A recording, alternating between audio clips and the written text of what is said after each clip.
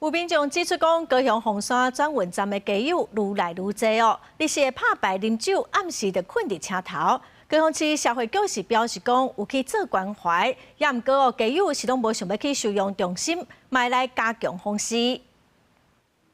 透早单车的所在也有加油伫咧困。凤山转运站是高雄最重要的转运站之一，不过最近这几冬煞变做是加油挖规定的所在。有民众伫咧网络讲，足侪加油暗时拢困伫遐，互旅客拢唔敢来单车。政府有处理，但是是个人的问题啊。当然，他们晚上在这里睡觉也不会造成危险呐。在那边开店嘛，不会影响我们。他们很干净，不会偷。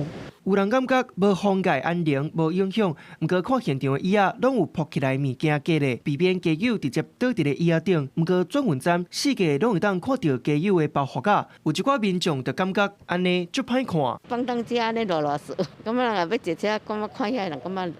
阮这代较无差人少年，就较奇怪啊。民众希望政府协助安置，不过因为生活习惯，而且附近有慈善团体会发便当等等因素，足侪家友应安置无偌久，就又搁登去现场。街友都没有被收容安置的一个意愿。那依规定，我们没有办法强制驱离或者是代理收容。那我们除了加强夜间的一个关怀及外展服务之外，因应近日的一个低温，提供临时安置的一个服务。交通转运站煞变作是家友生活的所在，社会局表示会加强夜间防治等等服务。若家友对社区有搅扰行为，会看案件状况下单位来合作，进行联合会勘甲服务。公司新闻陈焕武、柯正俊高雄报道。